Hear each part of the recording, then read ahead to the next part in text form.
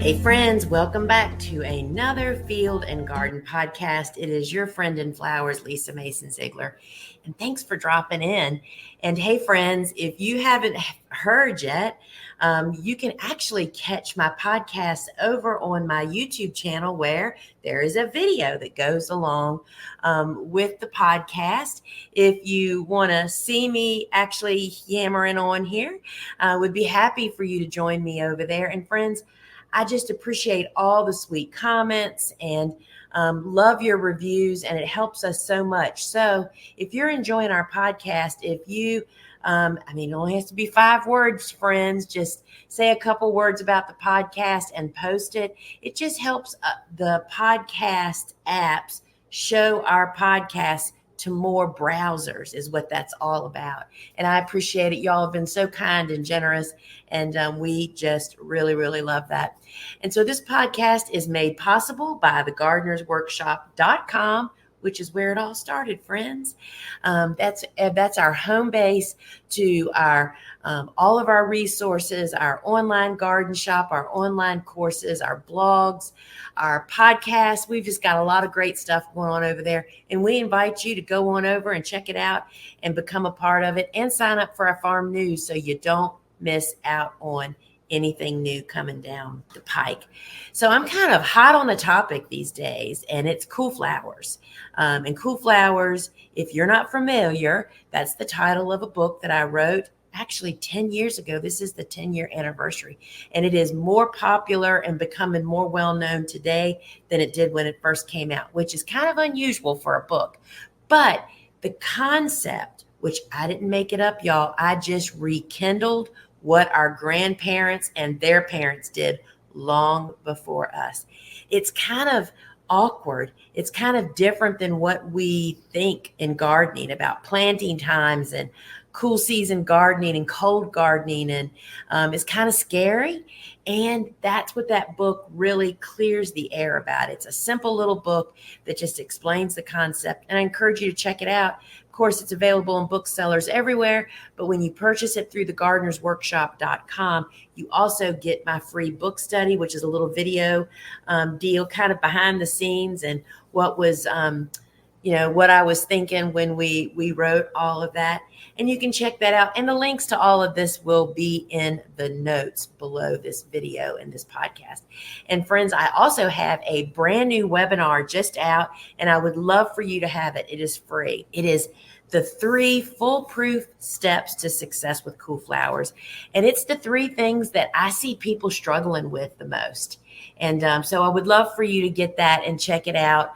And I just hit over those things that are often misunderstood or they're just missed. I know it's a lot to take in.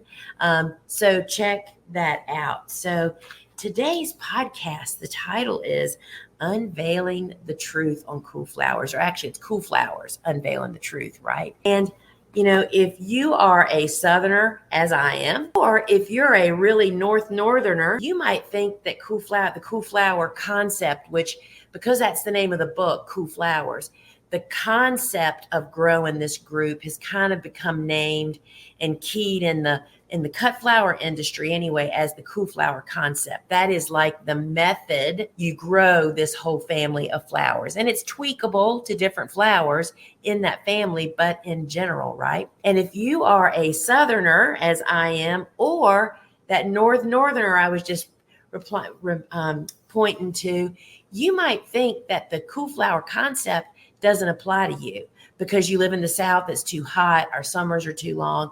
And if you're in the North, you're thinking, oh, I can't fall plant anything. We get 6 feet of snow here. Well, friends, there's more to it than that. And I want to just say that nothing could be further from the truth. In fact, once you master your sweet spot for when you should plant this family of flowers, you will become like the local hero. I'm not kidding you. If you are a flower farmer, first off, all your grower friends will be totally envious, but your customers will think you're a miracle worker. And it's not really that hard, y'all. It's just that it's kind of a foreign language to us in the gardening world. And it's because of the word annual that's in cool season hardy annual. Annual says to everybody, the most commonly known annuals, like, let's just say, tomatoes, basil, zinnias, sunflowers, summer annuals.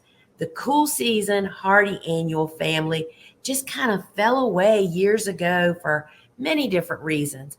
But when you say the word annual, people are like, you can't plant those when it's getting ready to go into winter or when you're just coming out of winter. And it's just a lot of misconceptions, y'all. And that's the myth busting that I want to bust today. So I want to first start off by saying, so I was at farmers markets for about 15 years, and I spent years at the farmers markets listening to customers. First off, the sweetest thing was, so we grew sweet peas. Sweet peas, is something that sweet peas and bells of Ireland are the two flowers that we hear the same comment from people. When they see them, they say, oh my gosh, my grandma used to grow those. It just brings up these warm, fuzzy, wonderful feelings out of people. And then the next line is, but I can't grow them. It gets too hot here, or I've tried 5 years in a row and I just didn't have any success. I mean, we heard it over and over and over. Literally, it's really funny. When the sweet pea season was in, we would have a little peanut gallery. My sister would literally stand at our booth. It was a very busy farmer's market. And our little hook was that Suzanne would stand out in front of our booth with a big old handful of sweet peas, very fragrant, and offer to people, would you like to have a smell? Want to have a sniff? And when they smell them, it's like they go through the whole thing. Oh my gosh, my grandma or my mom or somebody they knew used to grow them and they haven't smelled them since then. And it just stirred up all these great memories. Well, then we say, come over here and stand for a minute. And Suzanne would do it to the next person. And it's just funny. The same thing was said over and over and over again. So this group of flowers was grown by the previous generations. And it just goes to kind of affirm that what the concept is not anything new. It just had to be brought back to light and to help us understand how we actually apply that for us today. And so, I hear from Southerner gardeners everywhere that have been, because Cool Flowers has been out for 10 years, y'all. And I actually lectured on this, taught and gave conferences and programs to gardeners and farmers all over the country for 10 years before the book came out. So we have people that have been practicing this concept, taking the step, jumping off the cliff, trusting that it was going to work for 2 decades now, right? And so we hear from Southerners that are doing it, deep South Southerners, and we hear from the most Northerners that they're making Cool Flowers work for them. So what the Northerner people that are like having heavy snow loads, really, they only hear and think about fall planting. And in fact, that may be very true. You may not be able to fall plant anything, but that's only half of the Cool Flower story. The very early spring planting is the other half, and that is your sweet spot. So the myth that I want to bust is that Cool Flowers is for everyone. Everyone, everywhere. It's just that we may all have different planting timelines, right? Myth busted. The truth has been revealed, right? So I don't want anybody to feel left out. Now, if you live in South America where it's tropical all the time, there may be some that will do okay for you, but those are the struggle people, is when they just are in hot tropics year round. That's the struggle. And I still contend that you might be able to find that window of the coolest temps to make some work for you. So if you aren't familiar with who this family is, as so many people aren't, the book Cool Flowers really explains the concept of how to grow cool season hardy annuals and just some of those go-to step-by-steps. And the thing about the cool season hardy annuals is that they are spring bloomers most often. There are some that will bloom in summer, but in general, these are the flowers that are that first out of the gate during those most high demand, easiest time to sell cut flowers. Depending on where you are in the country, for me here in zone 8 in mid-Atlantic, Virginia, we start having blooms the end of March, ramping up in April. May is jam-packed, and then we're going into June, and they're petering out in July. So we're talking about over several months, right? So remember, why is this so worth it? Because the spring is the easiest time of the year to sell cut flowers. I mean, you don't even have to do much selling. Have you ever gone to a nursery, really like the month before you're really supposed to be planting on a warm, sunny day and seeing how people are buying everything in sight? It's the same thing with flowers. If you're the first farmer to market with cut flowers at the farmer's market, you're going to snag customers that will most likely stay with you all summer. The first person to market usually gets that. And this is the family that'll actually do that. So first I'm going to go through some Southerner tips, and then I'm going to go through some Northerner tips. So if you're Northerner, hang on, because I have some great ideas for you too. So the thing we hear from most Southerners is we can't grow those here. Sweet peas being one of the most, people just want to grow sweet peas, right? And I heard it over and over and over again. We can't grow them. But friends, they are just the perfect example. If you are in the South, I'm in zone 8. That's according to the USDA's winter hardiness zone map. And I can plant almost all the cool season hardy annuals. There's a couple that don't really survive well here, and that would be stock and straw flowers. We only plant them in the other planting optimal time, which is very early spring. So my garden is loaded with fall planted flowers.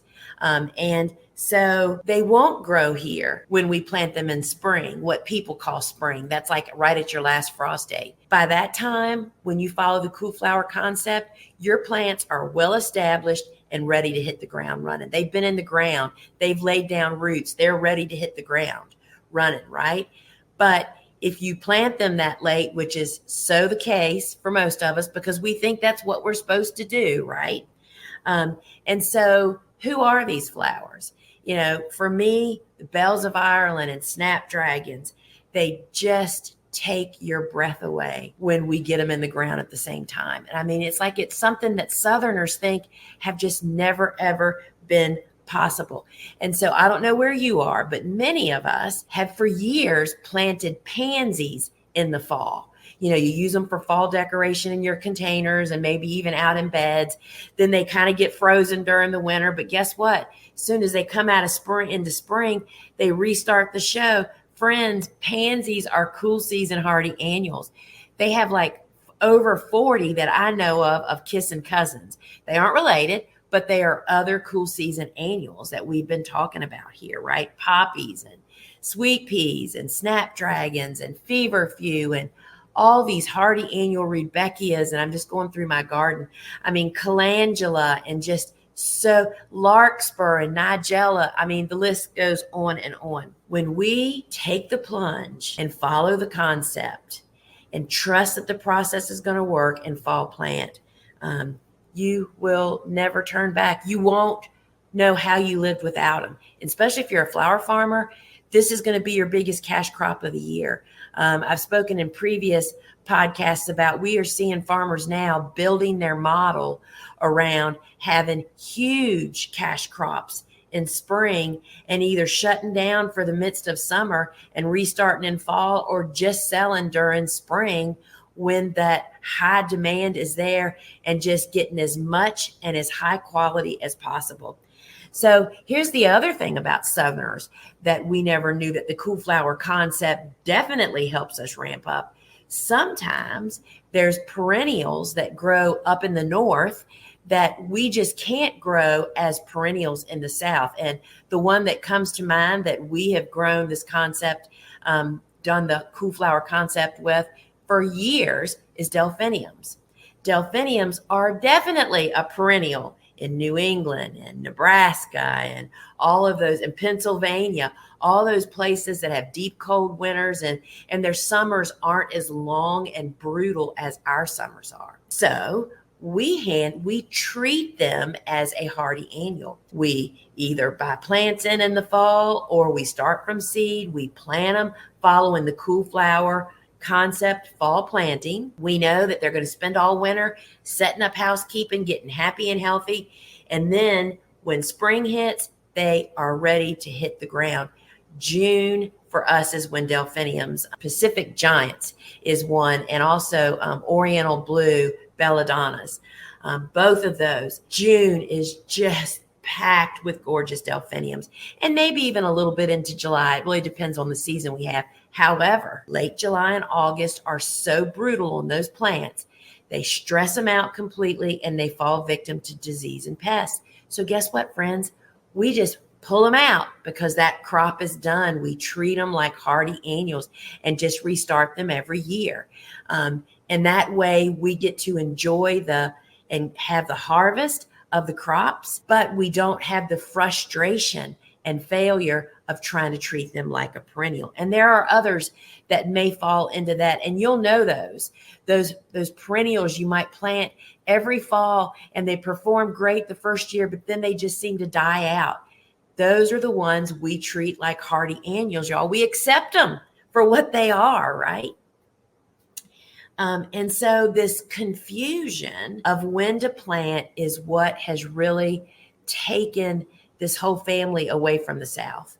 I've mentioned before with cool flowers, the way I found cool flowers was I learned about 2 or 3 cool season hardy annuals as I was exploring becoming a flower farmer in the late 90s.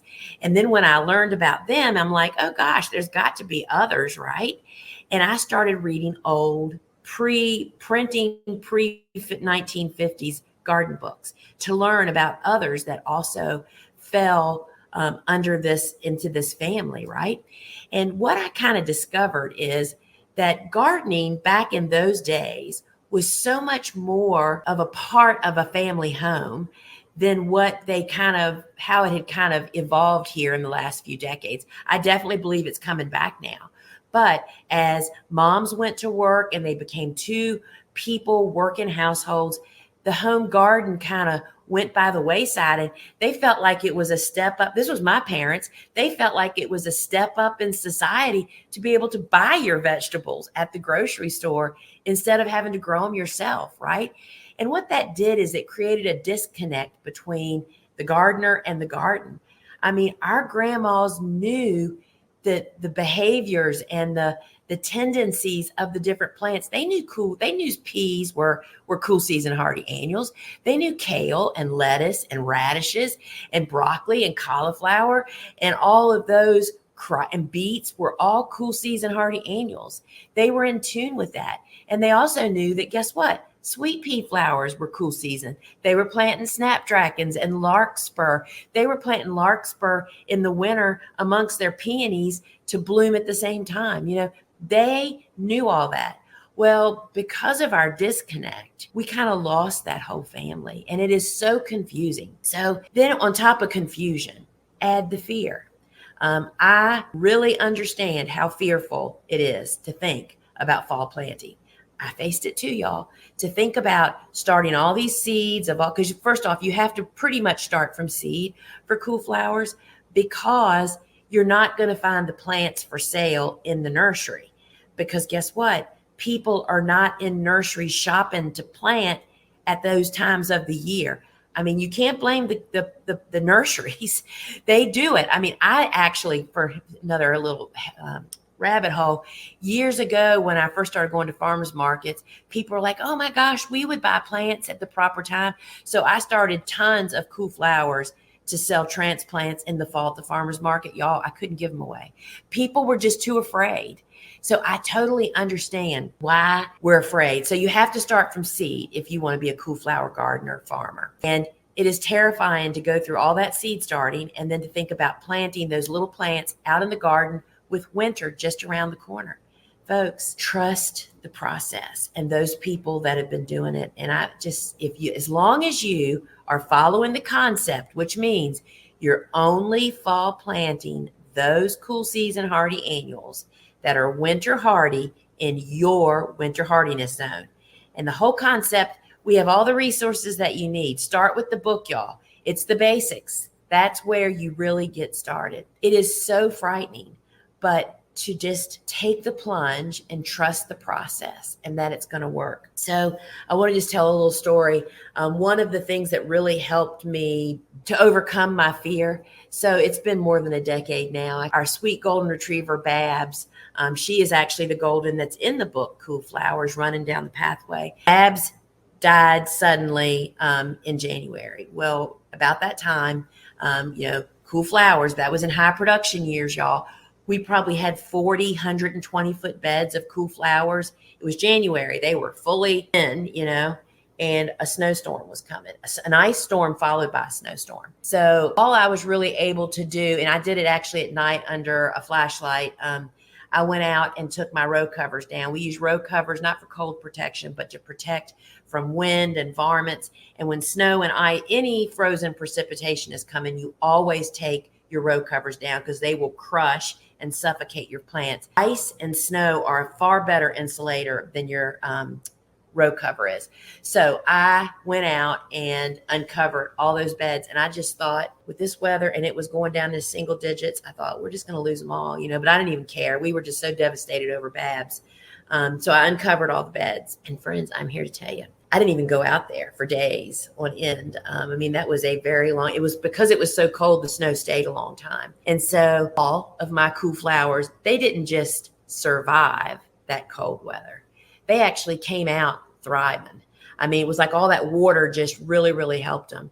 You just have to trust the process. If you follow the concept steps, you will have success. So let me just give you guys some tips for you northerners. So because of deep snow load and frigid temperatures, northerners perhaps really can't fall plant. For a plant to survive under 6 feet of snow, it's possible, but not likely. And why would you even do it?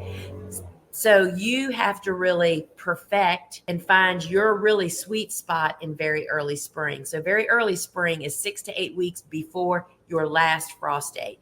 Now, I know some people are thinking, are you kidding me? 6 weeks before my last frost date, I'm still knee deep in snow. Well, that's fine.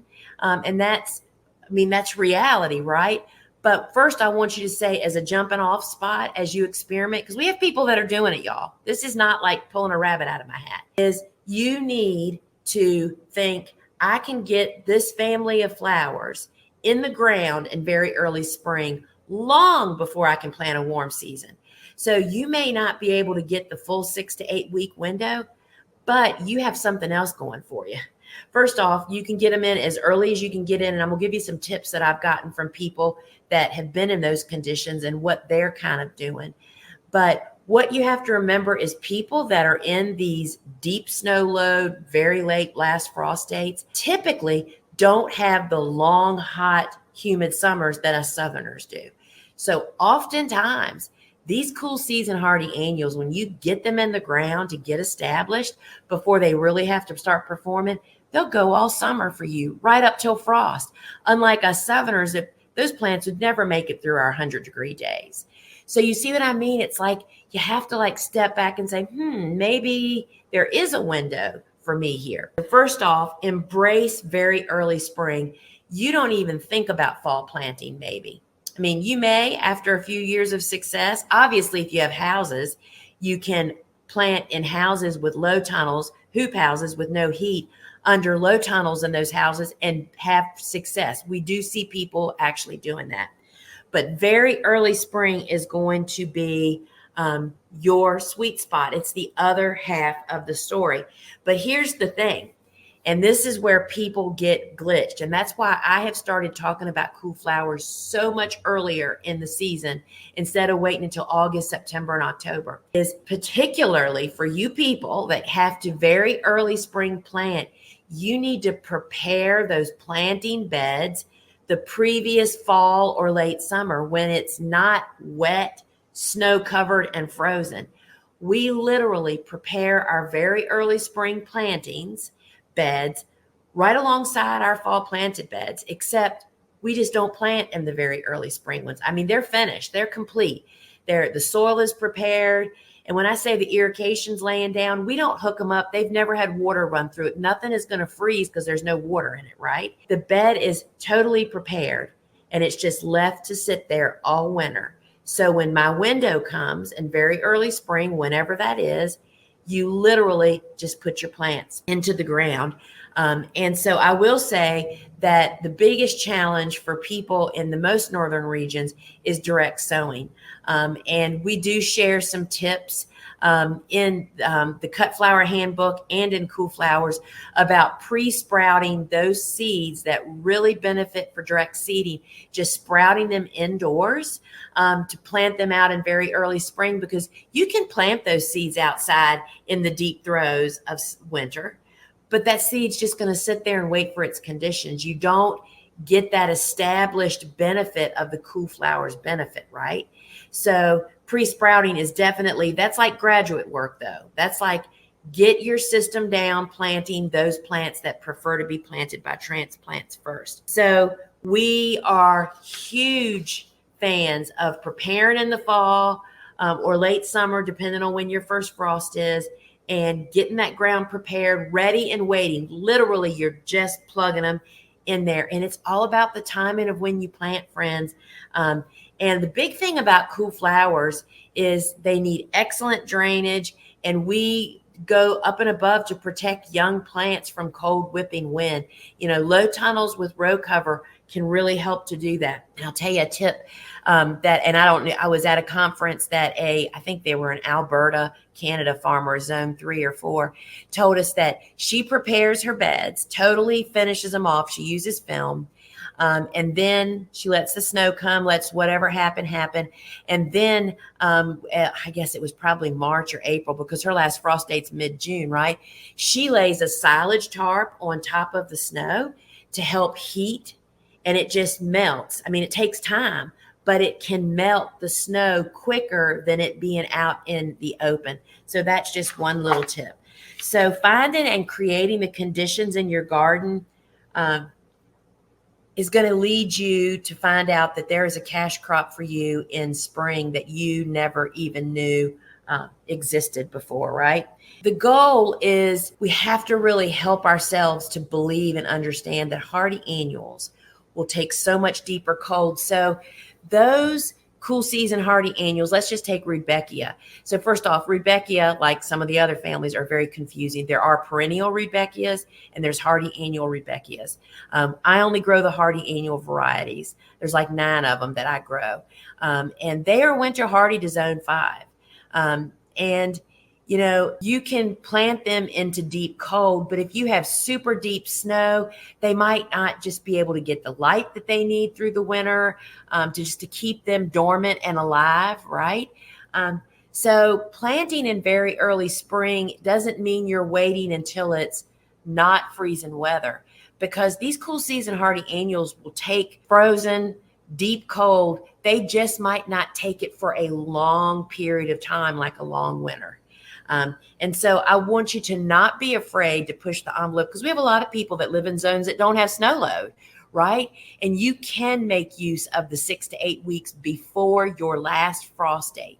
That's that window for very early spring. And again, I want to just say, you're going to get this family in the ground, you Northerners, long before you could ever begin to think about planting some warm season tender annuals, right? So you're going to ramp up your game. And the other thing is, so if you're planting in very early spring and you are aware there is not a long, hot, humid summer, you know, those plants are going to just go all summer, and you may just be able to harvest right up until frost. However, I have found, you know, an annual is an annual. That means their life cycle is typically about 1 year. If they go through their blooming time, they really are not going to survive a second winter. If you wanted to try to do that, you experiment with newly planted transplants that are young and small and have lots of energy and have not used up all of their gas.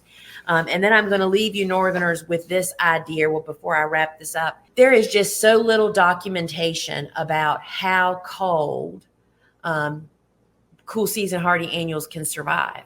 I mean, literally, much of the information in the Cool Flower book, which was the first book I published that included this information, a lot of that was based on what we did in our garden here for over a decade and a half. Because there was no documentation. It wasn't widely published or recorded. And so we have begun to gather information since then. And a lot of that is in the Cut Flower Handbook. But I just want to say that if you live in a more northern region beyond, zone 5 and zone 4 and zone 3, those people that really have tough winters, do a little experimenting. And because my conclusion is that many of the cool flowers that I grow in my garden are cold, hardy, be way beyond zone 8 and 7 and 6, and even potentially 5. But they have to be found out, and you just have to really, and if you're going to test that, you just have to be sure that you're planting on a timely timeline for your frost date so they have time to get established before they go dormant for winter. There's just so much work to be done on this, y'all, and there is such a benefit. Spring blooms, taller stems, more stems. The plants are more disease and pest resistant just because they are so well established. There's just nothing but pluses, y'all. Nothing but pluses. So remember, we have a brand new webinar that I've done. It's called the 3 Foolproof Steps to Success with Cool Flowers.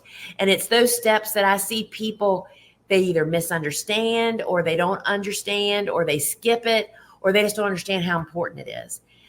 So grab that free webinar. It's in the show notes, and would love for you to have that.